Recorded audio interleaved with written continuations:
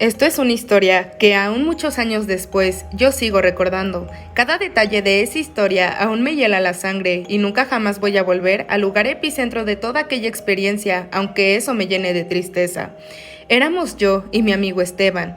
Ambos habíamos acordado ir a cazar misterios, ya teníamos experiencia yendo a lugares abandonados y supuestamente malditos. Y nuestra próxima parada era la Casa de las Estatuas, aquel lugar al que todos temían ir hasta los más valientes. Pero Esteban y yo habíamos pasado por muchas cosas. Ya sabíamos que todos los rumores eran solamente eso, rumores y nada más. Por lo que una tarde nos aventuramos a alejarnos de nuestras casas y recorrer grandes colinas, atravesando espesos bosques secos y silenciosos, mientras el poco sol que entraba a través del cielo arbolado nos iluminaba y calentaba. Cuando íbamos a medio camino de llegar a la casa, tras haber caminado y caminado, aún faltaba mucho más por recorrer. Es que comenzamos a disminuir nuestras risas, charlas y más, hasta quedar ambos en completo silencio, apenas roto por el sonido de las ramas y hojas que pisábamos. La razón es que en todo el camino comenzamos a ver pedazos de roca y mármol por todas partes y nuestra conclusión fue que, en efecto, nos estábamos acercando al lugar tan esperado, la Casa de las Estatuas. Cuando yo y Esteban habíamos viajado por lo que parecieron horas, es que llegamos finalmente a nuestro destino. Sin duda lo era, pues enfrente de nosotros nos habíamos encontrado con una casa muy vieja y deteriorada, tan vieja que ya estaba cubierta en algunas partes de sus paredes por la maleza y las raíces de la zona boscosa. Al llegar, notamos algo diferente, pues alrededor de la casa no habían árboles. Estos dejaron de aparecer unos 20 metros antes de llegar a la edificación, pero después de quedarnos mi amigo y yo estupefactos observando aquella escena, decidimos dejar perder el tiempo y entrar y comenzar nuestras andanzas. Nos costó un poco de trabajo entrar a través de la atascada y pesada puerta, pero al hacerlo notamos que las ventanas así como las paredes y el suelo estaban agrietadas, polvorientas y sucias.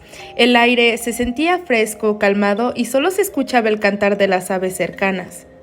Esteban y yo nos miramos las caras y sin pensarlo rompimos la quietud para comenzar a desplazarnos por el lugar y un poco confundidos sacamos una conclusión. Esta casa no era más que un lugar olvidado, pero a la vez nada peligroso. Lo único que sí nos dio fue una sensación de incomodidad. Fueron las numerosas estatuas pequeñas, medianas y grandes que yacían en todo el lugar. Eso es lo que nos pareció interesante de la casa, las estatuas de mármol que cubrían cada cuarto al que entrábamos, cada pasillo que transitábamos y cada escalera que atravesábamos. El viaje se tornó emocionante, más que nada, pues con cada piedra que veíamos más nos sorprendíamos de semejantes artes. Unas estatuas reflejaban serenidad, como águilas, ángeles, bebés, animales y más. Y otras reflejaban un poco de angustia, como cuerpos sin rostro, arañas, criaturas muy extrañas y más. El lugar era muy caótico, melancólico, y entonces después de un tiempo decidimos irnos de ahí. Recuerdo que justo cuando dijimos que nos iríamos, que esto había acabado, el ambiente se tornó frío, húmedo, opacado y oscuro. Comenzamos a notar al poco tiempo un olor un poco desagradable, que cada vez se hacía más y más fuerte, hasta el punto de darnos náuseas. El olor era como el de un cuerpo en descomposición, o varios cuerpos de hecho. Entonces cuando vimos algo que sin duda nos dejó sin aliento, pues las estatuas de antes, todas habían cambiado, solo se ponían más sucias, cambiaban sus expresiones y se estaban pudriendo. Comprendimos que el olor fétido desprendía de esas mismas estatuas, ahora feas y sin gracia, y sin dudarlo, comenzamos a correr buscando salir de ese lugar. Era claro que algo no estaba bien. En todo el camino nos preguntábamos a nosotros mismos si todo eso era real, qué estaba pasando, porque realmente no comprendíamos nada. Entonces, fue cuando notamos que el lugar se había hecho como un laberinto. No encontrábamos sentido alguno a cada pasillo por el que pasábamos, y después empezamos a escuchar el sonido que produce una mosca cuando acecha, pero en cantidad numerosa. Al poco tiempo, entendimos de dónde provenía el desagradable sonido, del enjambre de moscas e insectos que comenzaban a habitar todo el lugar, estas posándose sobre las estatuas, entrando y saliendo de estas piezas de roca que ahora parecían piezas de carne gris y podrida. Esteban y yo no pudimos aguantar y soltamos la primera lágrima. Todo era un infierno completamente, pero aquello solo era el comienzo de lo que pronto empeoraría. Al continuar corriendo, sentimos como las estatuas se movían de forma pesada y tiesa, tratando de evitar que nosotros nos saliéramos, pero aún así, ambos seguíamos corriendo con todas nuestras fuerzas, buscando la salida, hasta que resbalamos y caímos al suelo. La razón es que el suelo estaba cubierto de un líquido grasoso, viscoso, y después de las paredes comenzaron a emerger partes de este mismo líquido indigesto. Aterrorizados, Esteban y yo solo nos levantamos ayudándonos entre nosotros y como pudimos. Seguimos avanzando hasta que los dos nos percatamos de algo, que estaba plasmado en las paredes y en cada rincón del lugar, con una espuma negra, habían frases que repetían siempre lo mismo. Solo uno de los dos podrá irse de aquí. En ese momento, mi amigo y yo nos miramos, tragamos saliva, estábamos sudando y con expresiones de angustia. Empezamos a hablar sobre el error que habíamos cometido al no hacer caso a las advertencias de las personas que hablaban sobre el lugar, la casa de las estatuas y el hecho de que nadie logra salir una vez haya entrado. Después de unos minutos eternos de lamentos, Esteban decidió quedarse y me dijo que me fuera, pero yo no lo aceptaba, era imposible que esto esté pasando.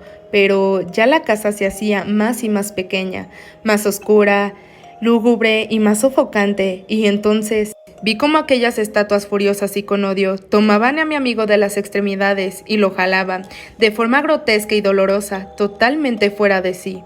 Sin más que hacer, decidí cerrar mis ojos e irme corriendo a donde consideraba que estaba la salida y sin darme cuenta, aquel tormento de sensaciones había desaparecido y al abrir mis ojos, descubrí que estaba fuera de aquella maldita casa, que lucía tal cual como cuando tan solo habíamos llegado, pero esta vez Esteban no estaba a mi lado.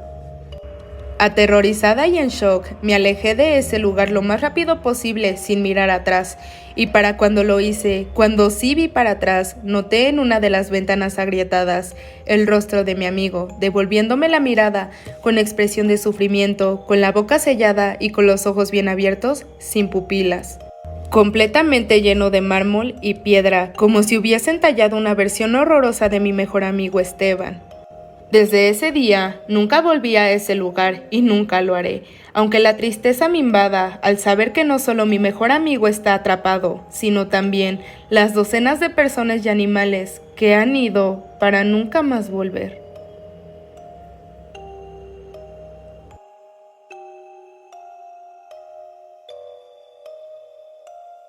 ¿Alguno de ustedes ha visto a un demonio en la vida real? Pues yo sí. Una noche me encontraba sola cuando escuché ruidos en la cocina, así que me asomé y pude ver a un ser alto, con unas patas como de puerco y con orejas de burro. Cuando sintió mi presencia, rápidamente desapareció. Yo pensaba que solamente era producto de mi imaginación, pero otra noche mi papá se encontraba leyendo la Biblia en la sala, cuando escuchó ruidos nuevamente en la cocina. Él fue a ver qué pasaba, y su gran sorpresa fue ver al mismo ser.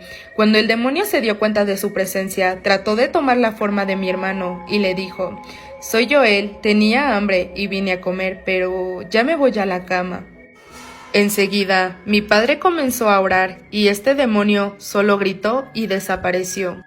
Entonces, supe que lo que había visto no era solo una alucinación, sino algo verdadero.